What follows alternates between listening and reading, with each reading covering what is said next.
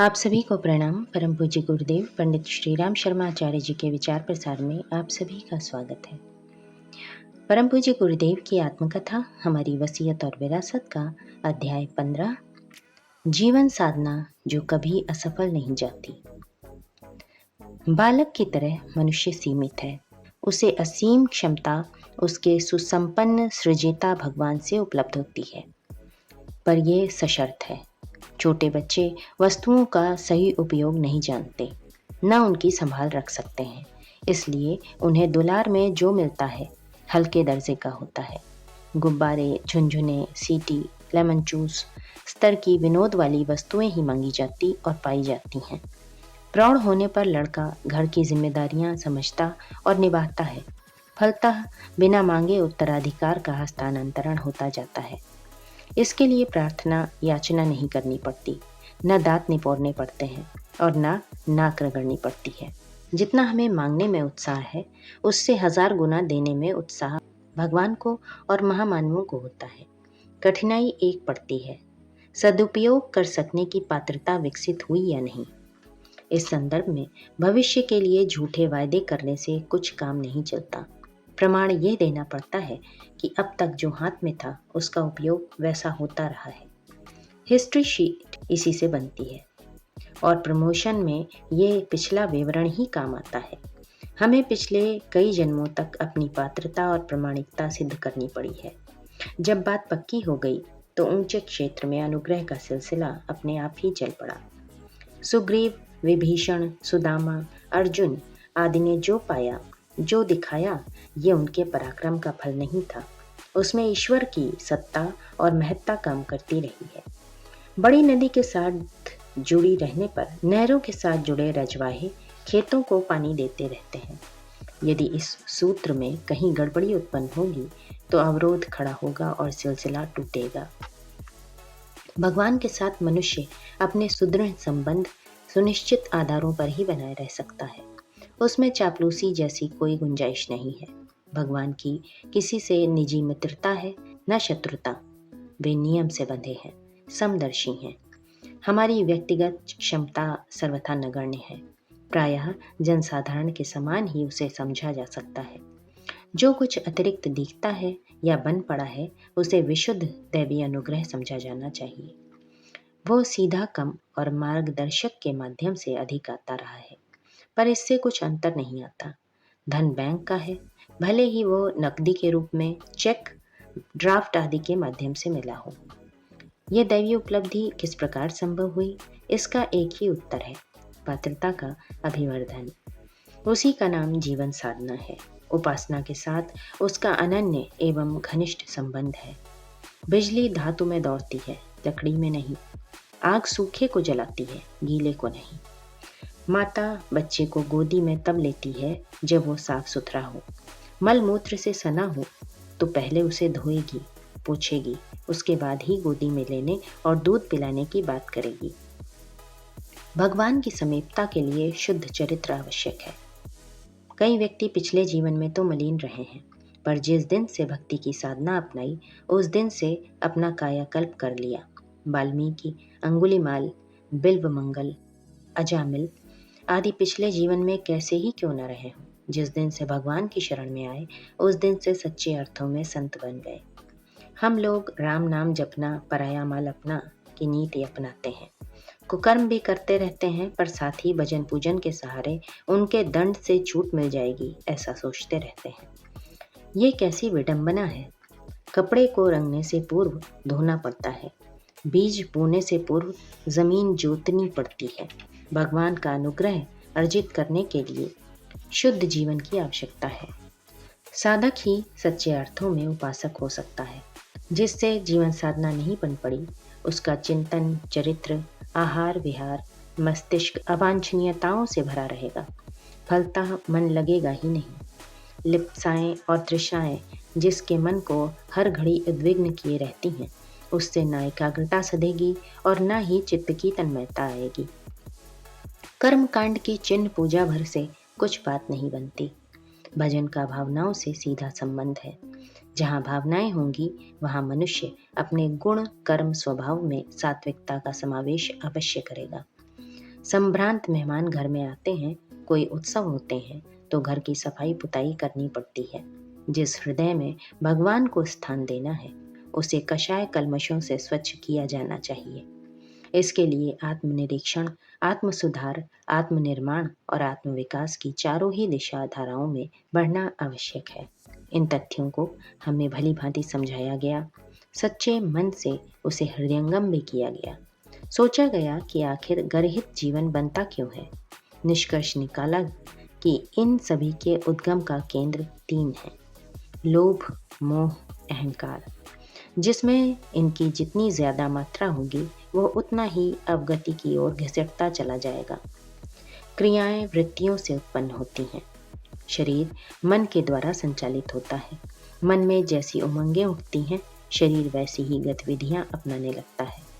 इसलिए अवांछनीयताओं, कृत्यों, दुष्कृत्यों के लिए शरीर को नहीं, मन को उत्तरदायी समझा जाना चाहिए। इस तथ्य को ध्यान में रखते हुए विष वृक्ष की जड़ काटना उपयुक्त समझा गया और जीवन साधना का आधारभूत क्षेत्र मन से ही आरंभ किया गया। देखा गया कि अपराध प्रायः आर्थिक प्रलोभनों या आवश्यकताओं के कारण होते हैं।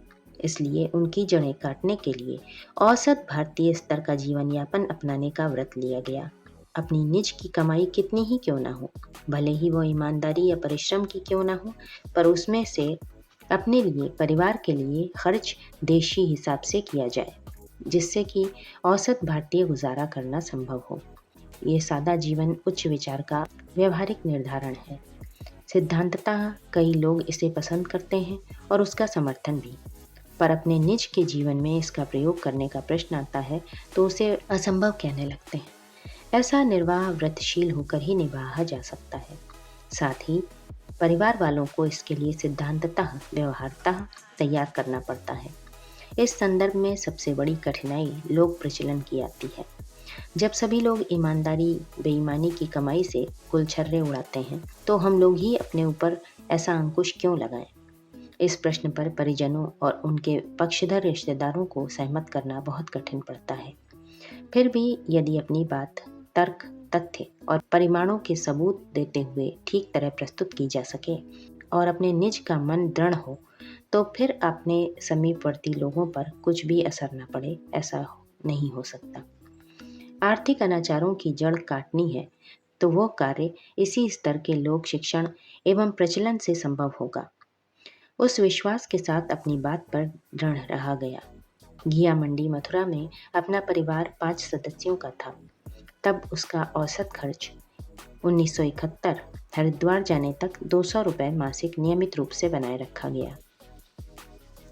मिलजुल कर मितव्ययता पूर्वक लोगों से भिन्न अपना अलग स्तर बना लेने के कारण यह सब मज़े से चलता रहा। यूँ आजीविका अधिक थी, पैतृक संपत्ति से पैसा आता था, पर उसका व्यय घर में अन्य संबंधी परिजनों के बच्चे बुलाकर उन्हें पढ़ाते रहने का नया दायित्व ओढ़कर पूरा किया जाता रहा। दुर्गुणों, व्यसनों के पनपने लायक पैसा बचने ही नहीं दिया गया और जीवन साधना का एक महत्वपूर्ण पक्ष सरलता पूर्वक निपटा रहा। मोह परिवार को सजाने, सुसंपन्न बनाने, उत्तराधिकार में संपदा छोड़कर मरने का होता है। लोग स्वयं विलासी जीवन जीते हैं और वैसी ही आदतें बच्चों को भी डालते हैं। फलतः अपव्यय का सिलसिला चल पड़ता है और अनीति की कमाई के लिए अनाचारों के विषय में सोचना और प्रयास करना होता है। दूसरों के पतन व अनुभवों से लाभ उठाया गया और उस चिंतन तथा प्रचलन का घर में प्रवेश नहीं होने दिया गया। इस प्रकार अपव्यय भी नहीं हुआ, दुर्गुण भी नहीं बढ़े, कुप्रचलन भी नहीं चला, सुसंस्कारी परिवार विकसित होता चला गया। तीसरा पक्ष अहंता का है। शेखीखोरी, बड़प्पन, ठाठ बाट, सज धज, फैशन आदि में लोग ढेरों समय और धन खर्च करते हैं। निजी जीवन तथा परिवार में नम्रता और सादगी का ऐसा ब्राह्मणोचित माहौल बनाए रखा गया कि अहंकार के प्रदर्शन की कोई गुंजाइश नहीं थी। हाथ से घरेलू काम करने की आदत अपनाई गई। माता जी ने मुद्दतों हाथ से चक्की पीसी है। घर का तथा अतिथियों का भोजन तो वे मुद्दतों बनाती रही हैं। घरेलू नौकर की आवश्यकता तो तब पड़ी जब बाहरी कामों का असाधारण विस्तार होने लगा और उनमें व्यस्त रहने के कारण माताजी का उसमें समय दे सकना संभव नहीं रह गया। ये अनुमान गलत निकला कि ठाट बाट से रहने वालों को बड़ा आदमी समझा जाता है और गरीबी से गुजारा करने वाले उद्विग्न, अभागे, पिछड़े पाए जाते हैं। हमारे संबंध में ये बात कभी लागू नहीं हुई। आलस्य और अयोग्यतावश गरीबी अपनाई गई होती तो अवश्य वैसा होता। परस्तर उपार्जन योग्य होते हुए भी यदि सादगी का हर पक्ष स्वेच्छापूर्वक अपनाया गया है तो उसमें सिद्धांतों का परिपालन ही लक्षित होता है। जो भी अतिथि आए, जिन भी मित्र संबंधियों को रहन सहन का पता चला, उनमें से किसी ने भी इसे दरिद्रता नहीं कहा, वरन ब्राह्मण परंपरा का निर्वाह ही माना। मिर्च न खाने, खड़ाऊ पहनने जैसे एकाध नियम सादगी के नाम पर अपनाकर लोग सात्विकता का विज्ञापन भर करते हैं। वस्तुतः आध्यात्मिकता निभती है सर्वतोमुखी संयम और अनुशासन से। उसमें समग्र जीवनचर्या को ब्राह्मण जैसी बनाना एवं अभ्यास में उतारने के लिए सहमत करना होता है। ये लंबे समय की और क्रमिक साधना है। हमने इसके लिए अपने को साधा और जो भी अपने साथ जुड़े उन्हें यथासंभव सधाया। संचित कुसंस्कारों का दौर हर किसी पर चढ़ता है। काम, क्रोध, लोभ, मोह, मद, मत्सर अपनी उपस्थिति देते रहे, पर उन्हें उभरते ही दबोच लिया गया। बेखबर रहने, दरगुजर करने से ही वे पनपते और कब्जा जमाने में सफल होते हैं। वैसा अवसर जब जब आया उन्हें खदेड़ दिया गया। गुण, कर्म, स्वभाव तीनों पर ध्यान रखा गया कि इसमें साधक के अनुसार सात्विकता का समावेश है या नहीं। संतोष की बात है कि इस आंतरिक महाभारत को जीवन भर लड़ते रहने के कारण अब चलते समय अपने को विजयी घोषित कर सके। जन्मतः सभी अनगढ़ होते हैं। जन्म जन्मांतरों के कुसंस्कार सभी पर न्यूनाधिक मात्रा में लदे होते हैं। वे अनायास ही हट या भाग नहीं जाते। गुरु कृपा या पूजा पाठ से भी वो प्रयोजन सिद्ध नहीं होता। उनके समाधान का एक ही उपाय है, जूझना। जैसे ही विचार उठें, उनके प्रतिपक्षी सद्विचारों की सेना को पहले से ही प्रशिक्षित, कटिबद्ध रखा जाए और विरोधियों से लड़ने को छोड़ दिया जाए। जड़ जमाने का अवसर न मिले तो कुविचार या कुसंस्कार बहुत समय तक ठहरते नहीं। उनकी सामर्थ्य स्वल्प होती है। वे आदतें और प्रचलनों पर निर्भर रहते हैं, जबकि सद्विचारों के पीछे तर्क, तथ्य, प्रमाण, विवेक आदि अनेकों का मजबूत समर्थन रहता है। इसलिए शास्त्रकार की उक्ति ऐसे अवसरों पर सर्वथा खरी उतरती है, जिनमें कहा गया है कि सत्य ही जीतता है, असत्य नहीं। इसी बात को यूं भी कहा जाता है कि परिपक्व किए गए सुसंस्कार ही जीतते हैं, आधार रहित कुसंस्कार नहीं। जब सर्कस के रीछ वानरों को आश्चर्यजनक कौतूहल दिखाने के लिए प्रशिक्षित किया जा सकता है, तो कोई कारण नहीं कि अनगढ़ मन और जीवन क्रम को संकल्पवान साधनों के हंटर से सुसंस्कारी न बनाया जा सके। आराधना जिसे निरंतर अपनाए रहा गया। गंगा, यमुना, सरस्वती के मिलने से त्रिवेणी संगम बनने और उसमें स्नान करने वाले का कायाकल्प होने की बात कही गई है। बगुले का हंस और कौवे का कोयल आकृति से बदल जाना तो संभव नहीं है, पर इस आधार पर विनिर्मित हुई आध्यात्म धारा का अवगाहन करने से मनुष्य का अंतरंग और बहिरंग जीवन असाधारण रूप से बदल सकता है, यह निश्चित है। यह त्रिवेणी उपासना, साधना और आराधना के समन्वय से बनती है। ये तीनों कोई क्रियाकांड नहीं है जिन्हें इतने समय में इस विधि से इस प्रकार बैठकर संपन्न करते रहा जा सके। यह चिंतन, चरित्र और व्यवहार में होने वाले उच्च स्तरीय परिवर्तन है, जिनके लिए अपनी शारीरिक और मानसिक गतिविधियों पर निरंतर ध्यान देना पड़ता है। दुरितों के संशोधन में प्रखरता का उपयोग करना पड़ता है और नई विचारधारा में अपने गुण, कर्म, स्वभाव को इस प्रकार अभ्यस्त करना पड़ता है जैसे अनगढ़ पशु पक्षियों को सर्कस के करतब दिखाने के लिए जिस तिस प्रकार प्रशिक्षित किया जाता है। पूजा कुछ थोड़े समय की हो सकती है, पर साधना तो ऐसी है जिसके लिए गोदी के बच्चे को पालने के लिए निरंतर ध्यान रखना पड़ता है। फलवती भी वही होती है। जो लोग पूजा को बाजीगरी समझते हैं और जिस तिस प्रकार के क्रिया कृत्य करने भर के बदले रिद्धि सिद्धियों के दिवा स्वप्न देखते हैं, वे भूल करते हैं। हमारे मार्गदर्शक ने प्रथम दिन ही त्रिपदा गायत्री का व्यवहार, स्वरूप, उपासना, साधना, आराधना के रूप में भली प्रकार बता दिया था। नियमित जप ध्यान करने का अनुबंधों सहित पालन करने के निर्देश के अतिरिक्त यह भी बताया गया था चरित्र में साधना और व्यवहार में आराधना का समावेश करने में पूरी पूरी सतर्कता और तत्परता बरती जाए। उस निर्देशन का आद्यावधि यथासंभव ठीक तरह ही परिपालन हुआ है। उसी के कारण आध्यात्म अवलंबन का प्रतिफल इस रूप में सामने आया कि उसका सहज उपहास नहीं उड़ाया जा सकता। आराधना का अर्थ है लोक मंगल में निरत रहना। जीवन साधना प्रकारांतर से संयम साधना है। उसके द्वारा न्यूनतम में निर्वाह चलाया और अधिकतम बचाया जाता है। समय, श्रम, धन और मन मात्र इतनी ही मात्रा का शरीर तथा परिवार के लिए खर्च करना पड़ता है जिसके बिना काम न चले। काम न चलने की कसौटी है औसत देशवासियों का स्तर। इस कसौटी पर कसने के उपरांत किसी भी श्रमशीलता और शिक्षित व्यक्ति का उपार्जन इतना हो जाता है कि काम चलाने के अतिरिक्त भी बहुत कुछ बच सके। इसी के सदुपयोग को आराधना कहते हैं। आमतौर से लोग इस बचत को विलास में, अपव्यय में अथवा कुटुंबियों में बिखेर देते हैं। उन्हें सूझ नहीं पड़ता कि इस संसार में और भी कोई अपने हैं, औरों की भी कुछ ज़रूरतें हैं। यदि दृष्टि में इतनी विशालता आई होती तो उस बचत को ऐसे कार्यों में खर्च किया गया होता जिससे अनेकों का वास्तविक हित साधन होता और समय की मांग पूरी करने में सहायता मिलती। ईश्वर का एक रूप साकार है जो ध्यान धारणा के लिए अपनी रुचि और मान्यता के अनुरूप गढ़ा जाता है। यह मनुष्य से मिलती जुलती आकृति प्रकृति का होता है। ये गठन उस प्रयोजन के लिए है जो उपयोगी, आवश्यक, किंतु साथ ही यह ध्यान रखने योग्य भी है कि वास्तविक नहीं, काल्पनिक है। ईश्वर एक है, उसकी इतनी आकृतियां नहीं हो सकती जितनी कि भिन्न भिन्न संप्रदायों में गढ़ी गई हैं। उपयोग मन की एकाग्रता का अभ्यास करने तक ही सीमित रखा जाना चाहिए। प्रतिमा पूजन के पीछे आद्योपांत परिपादन इतना ही है कि दृश्य प्रतीक को माध्यम से अदृश्य दर्शन और प्रतिपादन को समझने, हृदयंगम करने का प्रयत्न किया जाए। सर्वव्यापी ईश्वर निराकार हो सकता है, उसे परमात्मा कहा गया है। परमात्मा अर्थात आत्माओं का परम समुच्चय। इसे आदर्श का एकाकार कहने में भी हर्ज नहीं। यही विराट ब्रह्म या विराट विश्व है। कृष्ण ने अर्जुन और यशोदा को अपने इसी रूप का दर्शन कराया था। राम ने कौशल्या तथा काकभूषुंडी को इसी रूप को झलक के रूप में दिखाया था और प्राणियों को उनका दृश्य स्वरूप। इसी मान्यता के अनुसार ये लोक सेवा ही विराट ब्रह्म की आराधना बन जाती है।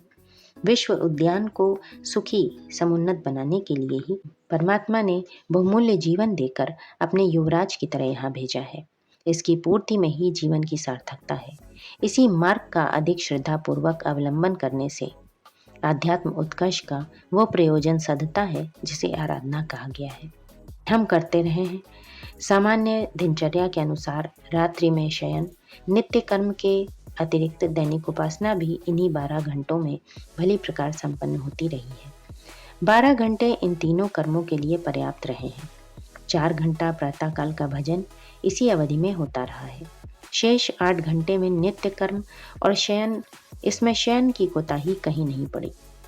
आलस्य प्रमाद बरतने पर तो पूरा समय ही एंड बैंड में चला जाता है, पर एक एक मिनट पर घोड़े की तरह सवार रहा जाए तो प्रतीत होता है कि जागरूक व्यक्तियों ने इसी में तत्परता बरतते हुए वे कार्य कर लिए होते जितने के लिए साथियों को आश्चर्यचकित रहना पड़ता है। यह रात्रि का प्रसंग हुआ। अब दिन आता है। उसे भी मोटे रूप में 12 घंटे का माना जा सकता है। इसमें से 2 घंटे भोजन विश्राम के लिए कट जाने पर 10 घंटे विशुद्ध बचत के रह जाते हैं। इनका उपयोग परमार्थ प्रयोजनों की लोक मंगल आराधना में नियमित रूप से होता रहा है। संक्षेप में इन्हें इस प्रकार कहा जा सकता है: 1. जनमानस के परिष्कार के लिए युग चेतना के अनुरूप विचारणा का निर्धारण, साहित्य सृजन। 2.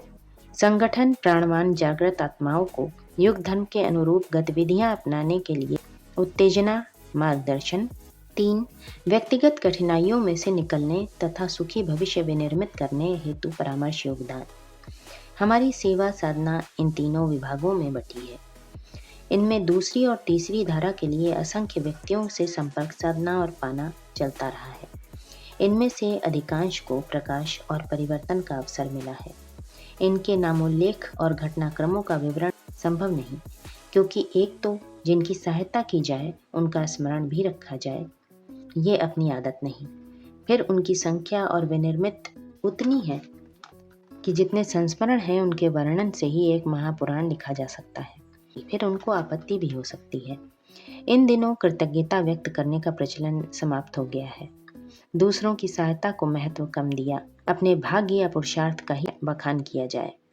दूसरों की सहायता के उल्लेख में हेठी लगती है। ऐसी दशा में अपनी ओर से उन घटनाओं का उल्लेख करना जिसमें लोगों के कष्ट घटें या प्रगति के अवसर मिलें उचित न होगा। फिर एक बात भी है कि बखान करने के बाद पुण्य घट जाता है। इतने व्यवधानों के रहते उस प्रकार की घटनाओं के संबंध में मौन धारण करना ही उपयुक्त समझा जा रहा है और कुछ न कहकर ही प्रसंग समाप्त किया जा रहा है। इतने पर भी वे सेवाएं महत्वपूर्ण हैं। अब तक प्रज्ञा परिवार से प्रायः 24 लाख से भी अधिक व्यक्ति संबंधित हैं। उनमें से जो मात्र सिद्धांतों आदर्शों से प्रभावित होकर इस ओर आकर्षित हुए हैं वे कम हैं। संख्या उनकी ज्यादा है जिनने व्यक्तिगत जीवन में प्रकाश, दुलार, सहयोग, परामर्श एवं अनुदान प्राप्त किया है। ऐसे प्रसंग मनुष्य के अंतराल में स्थान बनाते हैं, विशेषतया तब जब सहायता करने वाला अपनी प्रामाणिकता एवं निस्वार्थता की दृष्टि से हर कसौटी पर खरा उतरता हो। संपर्क परिकर में मुश्किल से आधे तिहाई ऐसे होंगे जिन्हें मिशन के आदर्शों और हमारे प्रतिपादनों का गंभीरता पूर्वक बोध है। शेष तो हैरानियों में दौड़ते और जलती परिस्थितियों में शांतिदायक अनुभूतियां लेकर वापस लौटते रहे हैं। यही कारण है जिससे इतना बड़ा परिकर बनकर खड़ा हो गया। अन्यथा मात्र सिद्धांत पर ही सब कुछ हो रहा होता तो आर्य समाज सर्वोदय की तरह सीमित सदस्य होते और व्यक्तिगत आत्मीयता घनिष्ठता का जो वातावरण दिखता है वो न दिखता। आगंतुकों की संख्या अधिक, समय को समय आगमन, ठहरने, भोजन कराने जैसी व्यवस्थाओं का अभाव जैसे कारणों से इस दबाव का सर्वाधिक भार माता जी को सहन करना पड़ा है। पर उस असुविधा के बदले जितनों की जितनी आत्मीयता अर्जित की है उसे देखते हुए हम लोग धन्य हो गए हैं। लगता है जो किया गया वो ब्याज समेत वसूल होता रहा है। पैसे की दृष्टि से न सही, भगवान की दृष्टि से भी यदि कोई कुछ कम ले तो उसके लिए घाटे का सौदा नहीं समझा जाना चाहिए। आराधना के लिए, लोक मंगल साधना के लिए गिरह की पूंजी चाहिए। उसके बिना भूख क्या खाए, क्या बांटे, ये पूंजी कहाँ से आई, कहाँ से जुटाई, इसके लिए मार्गदर्शक ने पहले ही कह दिया था, जो पास में है उसे बीज की तरह भगवान के खेत में बोना सीखो। उसे जितनी बार बोया गया 100 गुना होता चला गया। अभीष्ट प्रयोजन में कभी किसी बात की कमी न पड़ेगी। उन्होंने बाबा जलाराम का उदाहरण दिया, जो किसान थे, अपने पेट से बचने वाली सारी आमदनी जरूरतमंदों को खिलाते थे। भगवान इस सच्ची साधना से अतिशय प्रसन्न हुए और एक ऐसी अक्षय झोली दे गए जिसका अन्न कभी निपटा ही नहीं, और अभी भी वीरपुर गुजरात में उनका अन्न सत्र चलता रहता है, जिसमें हजारों भक्तजन प्रतिदिन भोजन करते हैं। जो अपना लगा देता है उसे बाहर का सहयोग बिना मांगे मिलता है, पर जो अपनी पूंजी सुरक्षित रखता है दूसरों से मांगता फिरता है। उस चंदा उगाने वाले पर लोग व्यंग ही करते रहते हैं और यत किंचित देकर पल्ला छुड़ाते रहते हैं। गुरुदेव के निर्देशन में अपनी चारों ही संपदाओं को भगवान के चरणों में अर्पित करने का निश्चय किया। 1. शारीरिक श्रम, 2. मानसिक श्रम, 3. भाव संवेदनाएं, 4. पूर्वजों का उपार्जित धन। अपना कमाया तो कुछ था ही नहीं, चारों को अनन्य निष्ठा के साथ निर्धारित लक्ष्य के लिए लगाते चले आए हैं। फलतः सचमुच ही वे 100 गुने होकर वापस लौटते रहे हैं। शरीर से 12 घंटा नित्य श्रम किया है, इससे थकान नहीं आई, वरन कार्य क्षमता बढ़ी ही है। इन दिनों इस बुढ़ापे में भी जवानों जैसी कार्य क्षमता है। मानसिक श्रम भी शारीरिक श्रम के साथ संजोए रखा। उसकी परिणति यह है कि मनोबल में, मस्तिष्कीय क्षमता में कहीं कोई ऐसे लक्षण प्रकट नहीं हुए जैसे कि आमतौर से बुढ़ापे में प्रकट होते हैं। हमने खुलकर प्यार बांटा और बिखेरा है, फलस्वरूप दूसरी ओर से भी कमी नहीं रही है। व्यक्तिगत स्नेह, सम्मान, सद्भाव ही नहीं, मिशन के लिए जब जब जो अपील, अनुरोध प्रस्तुत किए जाते रहे हैं उनमें कमी नहीं पड़ी है। 2400 प्रज्ञापीठों का 2 वर्ष में बनकर खड़े हो जाना इसका जीवंत उदाहरण है। आरंभ में मात्र अपना ही धन था। पैतृक संपत्ति से ही गायत्री तपोभूमि का निर्माण हुआ। जन्मभूमि में हाई स्कूल खड़ा किया गया। बाद में एक और शक्तिपीठ वहां भी निर्मित हो गया। आशा कम ही थी कि लोग बिना मांगे देंगे और निर्माण का इतना बड़ा स्वरूप खड़ा हो जाएगा। आज गायत्री तपोभूमि, शांति कुंज गायत्री तीर्थ, ब्रह्म वर्चस्व की इमारतों को देखकर भी यह अनुमान लगाया जा सकता है कि बोया हुआ बीज 100 गुना होकर फलता है या नहीं। यह श्रद्धा का अभाव ही है, जिसमें लोग अपना संचय बगल में दबाए रखना चाहते हैं और भगवान से लॉटरी अथवा लोगों से चंदा मांगते हैं। यदि बात आत्मसमर्पण से प्रारंभ की जा सके तो उसका आश्चर्यजनक परिणाम होगा। विनिर्मित गायत्री शक्ति पीठों में से जूनागढ़ के निर्माता ने अपने बर्तन बेचकर कार्य आरंभ किया था और वही अब तक विनिर्मित सभी इमारतों में मूर्धन्यों में से एक है। बाजरे का मक्का का एक दाना 100 दाने होकर पकता है। यह उदाहरण हमने अपनी संचित संपदा के उत्सर्ग करने जैसा दुस्साहस करने में देखा। जो था वह परिवार के लिए उतनी ही मात्रा में उतनी ही अवधि तक रखा जब तक कि वे लोग हाथ पैरों से कमाने खाने लायक नहीं बन गए। उत्तराधिकार में समर्थ संतान हेतु संपदा छोड़ मरना, अपना श्रम मनोयोग उन्हीं के लिए खपाते रहना हमने सदा अनैतिक माना और विरोध किया है। फिर स्वयं वैसा करते भी कैसे? मुफ्त की कमाई हराम की होती है, भले ही वो पूर्वजों की खड़ी की हुई हो। हराम की कमाई न बचती है न फलती है। इस आदर्श पर परिपूर्ण विश्वास रखते हुए हमने शारीरिक श्रम, मनोयोग, भाव संवेदना और संग्रहित धन की चारों संपदाओं में से किसी को भी कुपात्रों के हाथ में नहीं जाने दिया है। उसका एक एक कण सज्जनता के संवर्धन में, भगवान की आराधना में लगाया है। परिणाम सामने है। जो पास में था उससे अगणित लाभ उठा चुके। यदि कृपणों की तरह उन उपलब्धियों को विलास में, लालच में, संग्रह में, परिवार वालों को धन कुबेर बनाने में खर्च किया होता तो वो सब कुछ बेकार चला जाता। कोई महत्वपूर्ण काम न बनता, वरन जो भी उस मुफ्त के श्रम साधन का उपयोग करते वे दुर्गुण दुर्व्यसनी बनकर नफे में नहीं घाटे में ही रहते। कितने पुण्यफल ऐसे हैं जिनके सत्परिणाम प्राप्त करने के लिए अगले जन्म की प्रतीक्षा करनी पड़ती है। पर लोक साधना का परमार्थ ऐसा है जिसका प्रतिफल हाथों हाथ मिलता है। किसी दुखी के आंसू पोंछते समय असाधारण आत्मसंतोष होता है। कोई बदला न चुका सके तो भी उपकारी का मन ही मन सम्मान करता है, आशीर्वाद देता है। उसके अतिरिक्त और एक ऐसा दैवी विधान जिसके अनुसार उपकारी का भंडार खाली नहीं होता। उस पर ईश्वरीय अनुग्रह बरसता रहता है और जो खर्चा गया है उसकी भरपाई करता रहता है। भेड़ ऊन कटाती रहती है, हर वर्ष उसे नई ऊन मिलती है। पेड़ फल देते हैं, अगली बार टहनियाँ फिर उसी तरह लग जाती हैं। बादल बरसते हैं पर खाली नहीं होते। अगले दिनों वे फिर उतनी ही जल संपदा बरसाने के लिए समुद्र से प्राप्त कर लेते हैं। उदार चेतनाओं के भंडार कभी खाली नहीं हुए। किसी ने कुपात्रों को अपना श्रम समय देकर भ्रमवश दुष्वृत्तियों का पोषण किया हो और उसे पुण्य समझा हो तो फिर बात दूसरी है, अन्यथा लोक साधना के परमार्थ का प्रतिफल ऐसा है जो हाथों हाथ मिलता है। आत्मसंतोष, लोक सम्मान, दैवी अनुग्रह के रूप में 3 गुना सत्परिणाम प्रदान करने वाला व्यवसाय ऐसा है जिसमें जिसने भी हाथ डाला कृतकृत्य होकर रहा है। कृपण ही है जो चतुरता का दम भरते किंतु हर दृष्टि से घाटा उठाते हैं। लोक साधना का महत्व तब घटता है जब उसके बदले नामवारी लूटने की ललक होती है। यह तो अखबारों में इश्तहार छपाकर विज्ञापनबाजी करने जैसा व्यवसाय है। एहसान जताने और बदला चाहने से भी पुण्यफल नष्ट होता है। दोस्तों के दबाव से, किसी भी काम के लिए चंदा दे बैठने से भी दान की भावना पूर्ण नहीं होती। देखा यह जाना चाहिए कि इस प्रयास के फलस्वरूप सद्भावनाओं का संवर्धन होता है या नहीं। सत्प्रवृत्तियों को आगे बढ़ाने में जो कार्य सहायक हों उन्हीं की सार्थकता है, अन्यथा मुफ्तखोरी बढ़ाने और छल प्रपंच से भोले भाले लोगों को लूटते खाने रहने के लिए इन दिनों अगणित आडंबर चल पड़े हैं।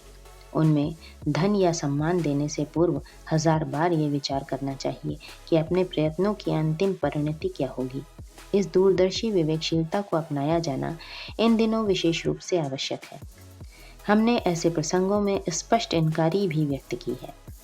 औचित्य सनी उदारता के साथ साथ अनौचित्य की गंध अपनाने पर अनुदारता अपनाने और नाराजगी का खतरा लेने का साहस किया है। आराधना में इन तथ्यों का समावेश भी नितांत आवश्यक है। उपरोक्त तीनों प्रसंगों में हमारे जीवन दर्शन की एक झलक मिलती है। ये वो मार्ग है जिस पर सभी महामानव चले एवं लक्ष्य प्राप्ति में सफल हो यश के भागी बने हैं। किसी प्रकार के शॉर्टकट का इसमें कोई स्थान नहीं है। इसी के साथ यह अध्याय यहीं समाप्त होता है।